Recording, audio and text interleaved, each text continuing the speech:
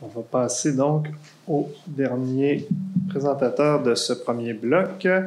Il s'agit de Thomas Laberge, journaliste politique pour le journal Le Soleil et auteur de l'essai En rupture avec l'État, comment s'incarne le libertarianisme au Québec, avec une présentation toute à saveur électorale sur libertarianisme et complotisme, complémentarité et potentialité, le cas du Parti conservateur d'Éric Duhem. Donc, à vous la parole. Mais merci tout d'abord au CEFIR d'avoir accepté d'avoir un simple journaliste sur son panel. Mais malheureusement, comme journaliste, je me suis beaucoup intéressé donc au cas évidemment d'Éric Duhem, surtout avec la campagne électorale. Mon collègue en a un peu parlé précédemment. Il a parlé de libertarisme, je vais parler de libertarianisme. C'est pas parce que je vais être plus fancy, c'est juste que je suis habitué de dire le mot ainsi. C'est la même chose. Est-ce qu'il y en a qui savent qu'est-ce que c'est un libertarien?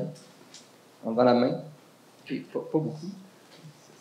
Est-ce qu'il y en a qui connaissent Éric Duhem ici? Un peu plus. Okay, c'est bon. On va essayer de clarifier un peu tout ça ensemble. Mon point de départ sera évidemment la pandémie de COVID-19 qui a été une fenêtre d'opportunité assez inattendue pour les libertariens. On s'en rappelle dès le début. Avec les mesures sanitaires, on disait que c'était difficile pour les gens d'éviter les contacts. Donc, le gouvernement n'avait pas le choix de mettre des mesures en place. Bon, évidemment, on se rappelle la fermeture de l'économie, les confinements, le masque. On est même allé jusqu'au couvre-feu ici au Québec. Donc, au fond, on a vu l'État québécois prendre plus d'expansion, développer son champ d'action. Et évidemment, un État qui développe son champ d'action pour les libertariens, eh bien, c'est évidemment quelque chose qui les dérange profondément. Je rappelle qu'au début de la pandémie, le directeur national de la santé publique d'alors, le Dr Horacio Arruda, a dit « C'est clair qu'on brime un peu les libertés individuelles, mais c'est pour le bien collectif. » Évidemment, ce n'est pas un argument que les libertariens auquel ils ont adhéré. Au contraire, je pense que ça les a un peu, si on veut, radicalisés. D'ailleurs, c'est la pandémie de COVID-19 qui a incité Éric Duhem, qui était animateur de radio à l'époque, de se lancer en politique, de prendre la tête du Parti conservateur qui existait avant, mais qui n'avait à peu près aucune existence. Et d'ailleurs, dans son discours de victoire, il a affirmé « Nous avons affaire à un gouvernement sans imagination qui semble profiter d'une crise sanitaire pour modifier profondément la nature de notre régime politique et de notre régime économique. » Pour ma conférence, qui va être en 2 volets, je vais avoir un aspect un petit peu plus théorique, où je vais tenter d'expliquer comment, finalement, le libertarianisme et le complotisme, sans être la même chose, ont des atomes crochus, finalement. Comment le libertarianisme est devenu une espèce de niche pour des gens qui adhèrent aux théories du complot en raison de la méfiance que les libertariens ont envers l'État.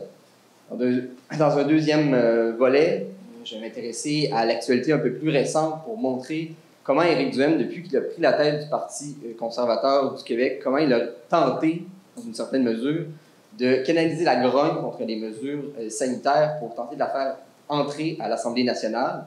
Évidemment, dans cette grogne, il n'y a pas que des éléments complotistes, mais c'est inévitable qu'il y en avait. Je vais faire un petit travail de définition. Donc, pour ce qui est du libertarianisme, on associe souvent les libertariens à la droite, ce qui est très logique.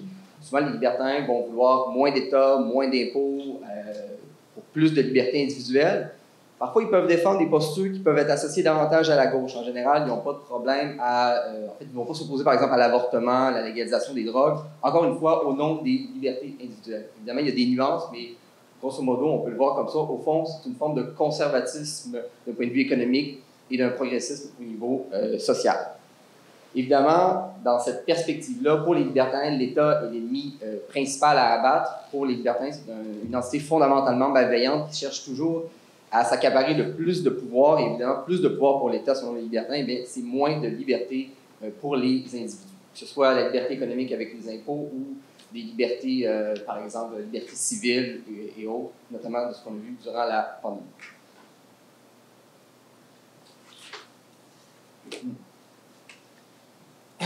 Pour ce qui est du complotisme, je ne veux pas m'éterniser sur le sujet. On a eu une très bonne première présentation qui a quand même fait le tour, mais très rapidement, je dirais au fond, le complotisme, c'est cette vision un peu du monde qui conçoit l'ensemble des événements comme étant une série de complots qu'il faudrait essayer de mettre en lumière, complots qui sont organisés par une petite élite, souvent politique, qui cherche à nuire au bien commun pour servir son intérêt propre. Évidemment, on en a parlé tantôt, ce n'est pas un phénomène qui est nouveau, mais on a vu qu'il a pris énormément d'ampleur durant la pandémie. On a eu plusieurs exemples. On a notamment eu l'idée que la pandémie aurait été une création de l'homme qui aurait eu, par exemple, pour but d'éliminer Donald Trump. Plusieurs théories du complot sur les vaccins qui seraient nocifs, mortels, puis c'est encore un traitement expérimental. Donc, je vais revenir un peu plus en détail sur le libertarianisme et sur les éléments qui, selon moi, font que c'est une philosophie qui peut être attirante pour des complotistes. Je ne dis pas que le libertarianisme est par essence complotiste, mais je pense qu'il peut être très attirant.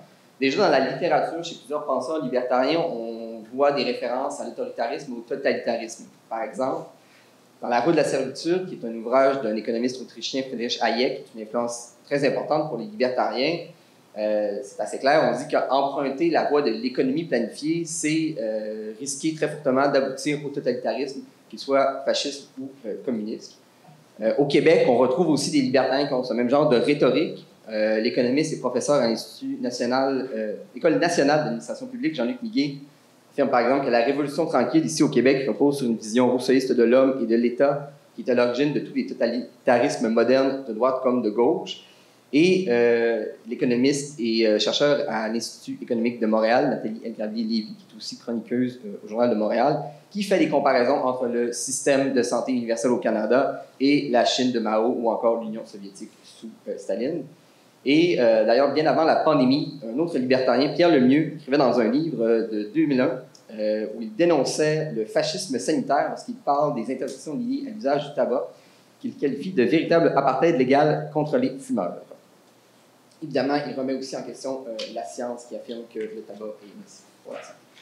Donc, on voit déjà qu'il y avait des germes qui pouvaient servir à la pensée conspirationniste. Évidemment, on en a parlé un peu, les postures plus radicales aussi peuvent être davantage attirantes pour les complotistes. Chez les libertariens, il y a différents degrés de radicalisme, c'est-à-dire il y a différents degrés au niveau de la place qui va être laissée à l'État. La version la plus radicale, c'est l'anarcho-capitalisme, une version de droite de l'anarchisme qui implique finalement l'abolition totale de l'État et la privatisation de l'ensemble des secteurs de la société civile, les écoles, les hôpitaux, l'armée, la police, les tribunaux, nihil. Donc, évidemment, ce genre de posture est souvent encore plus méfiante envers l'État que les autres positions libertariennes. Je vais donner un exemple avec un des plus importants théoriciens de l'anarcho-capitalisme aux États-Unis, Murray Rothbard, qui a été aussi un militant très important dans les années 50. Bon, évidemment, il associe l'État au meurtre de masse, à l'esclavage, etc., etc. Et dans son livre Anatomy of the State, il fait plusieurs rapprochements qui peuvent le faire pencher un peu du côté, si on veut, des complotistes. Il va par exemple parler des intellectuels qui seraient de mèche avec l'État pour finalement faire un lavage de cerveau auprès des masses. Il va même remettre en question la rationalité scientifique qui serait un instrument de domination de l'État. Et il fait même d'ailleurs explicitement référence aux théories du complot, et je vais le citer ici. Au fond, il dit que c'est important pour l'État d'inculquer à ses sujets une aversion pour toute théorie de la conspiration de l'histoire, car la recherche de conspiration signifie une recherche de motifs et une attribution de responsabilité pour les méfaits historiques. De plus, une attaque contre les théories du complot signifie que les sujets deviendront plus crédules en croyant les raisons de bien-être général qui sont toujours mises de l'avant par l'État pour s'engager dans n'importe quelle action despotique. Une théorie du complot peut déstabiliser le système en amenant le public à douter de la propagande idéologique de l'État. Donc, au fond, selon Rothbard, l'État a intérêt à décrédibiliser les théories du complot pour maintenir son emprise sur ses populations.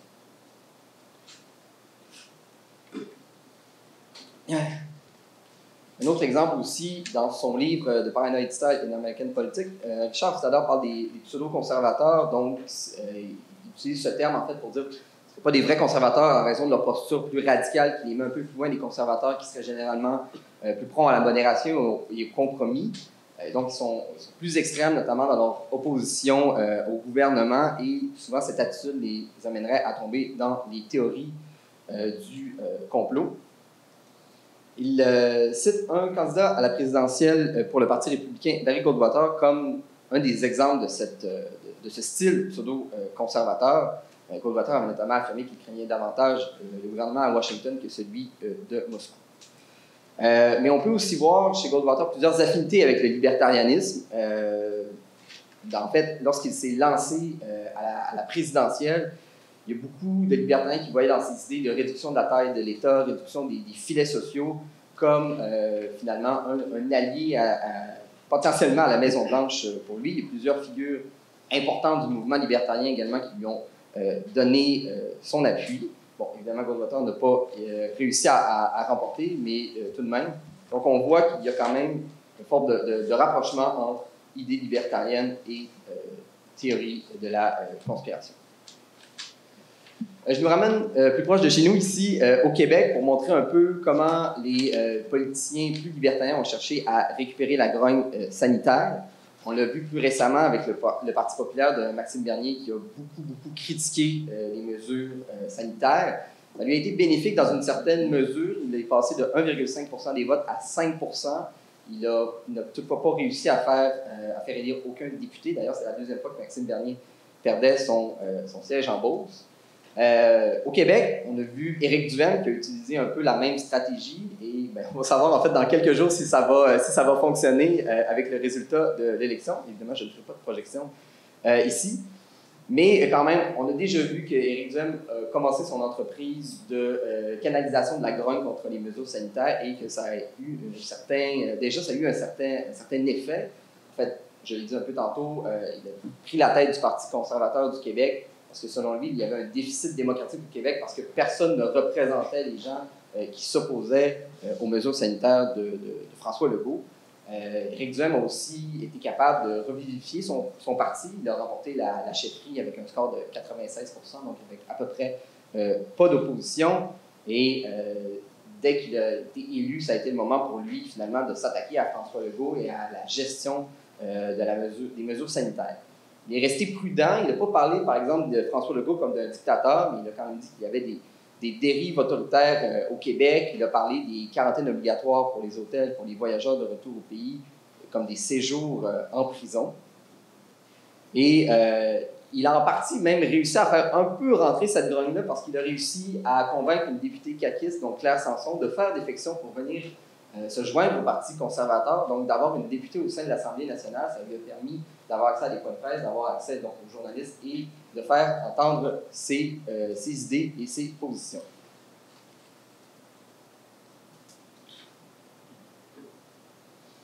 On a vu aussi Éric Duhaime adopter un style plus populiste pour essayer de faire valoir ses idées. Bon, rapidement, pour le style populiste, on entend généralement un discours qui oppose le peuple aux élites, qu'elles soient intellectuelles, politiques ou médiatiques, parce qu'elles seraient déconnectées de la volonté du peuple. Il y a le spécialiste de la question, Yann Werner-Müller, qui parle d'une revendication morale, d'un monopole de la représentation populaire. Et il affirme d'ailleurs, ce même auteur, qu'il n'y a souvent qu'un pas à franchir avec les politiciens populistes pour sombrer dans les théories du complot en raison de leurs aversions envers les médias. D'ailleurs, Éric Duhaime a été... C'est d'ailleurs un peu coltaillé avec certains journalistes, dont Patrick Lagacé, qui a essayé de faire un rapprochement un peu maladroit entre les édentés et les complotistes. Et Éric Duhaime a récupéré le terme d'édenté pour en faire une espèce de synonyme du peuple qui était méprisé par les élites. Il faut quand même rappeler aussi qu'Éric Duhaime est issu du milieu des médias. Il a animé pendant plusieurs années une émission de radio avec Bernard Drinville, qui est aujourd'hui candidat pour la coalition Avenir Québec. On voit aussi déjà dans les sondages, cette canalisation-là de la grogne a eu un effet. Le Parti conservateur d'Éric Duhaime, en fait, avant qu'il soit sous la gouverne d'Éric Duhaime, avait obtenu environ 1,5 % des votes aux dernières élections. Et là, selon les projections de sondage qu'on a actuellement, on se retrouve autour de 15 %. Et Éric Duhaime pourrait peut-être gagner certains sièges, dont sa circonscription en Chauveau, à Québec, et aussi 2 circonscriptions en Beauce aussi qui pourraient tomber sous la gouverne des conservateurs. Et évidemment, cette canalisation-là de la grogne s'est faite, c'est certain qu'il a attiré évidemment des éléments complotistes, même si ce n'était peut-être pas l'objectif premier. Mais il y a une étude d'ailleurs de la chaire UNESCO qui est très révélatrice en la matière.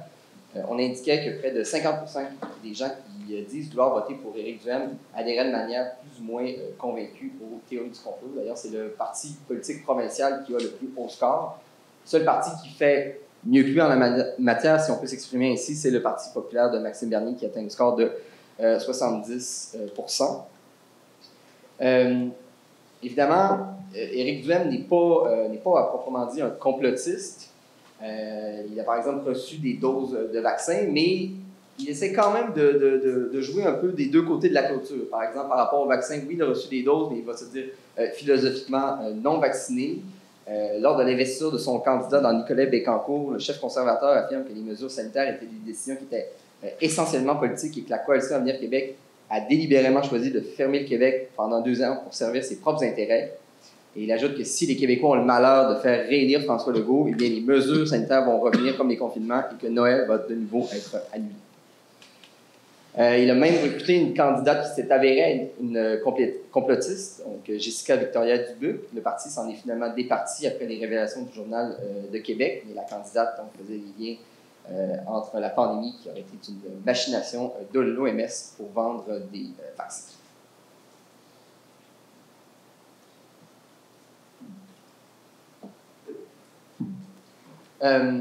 Bon, pour conclure, c'est évident que le discours d'Éric Duhem a permis d'attirer des franges complotistes au sein de son électorat. Évidemment, je ne dis pas qu'il est le seul. D'ailleurs, l'étude de l'UNESCO montre qu'il y a évidemment des complotistes dans les autres formations politiques.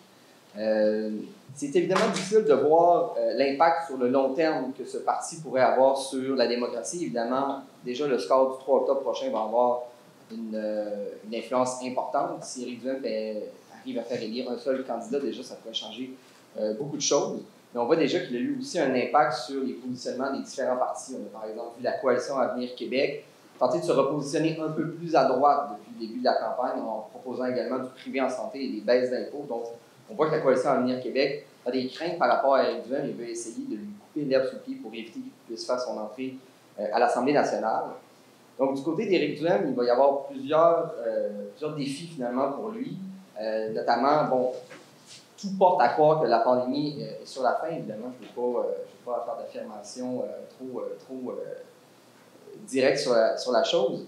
Mais Éric Duhem n'aura pas le choix, s'il souhaite rester dans l'espace politique, de trouver un autre cheval de bataille pour essayer de se positionner dans l'espace public comme un parti crédible, mais il va aussi devoir essayer de trouver finalement d'autres batailles à mener contre le gouvernement. Spécialement si la Coalition Avenir Québec se place plus à droite, eh bien, Éric Duhem va devoir choisir s'il se positionne encore plus à droite pour occuper un certain espace qui serait resté inoccupé pour l'électorat québécois. Merci.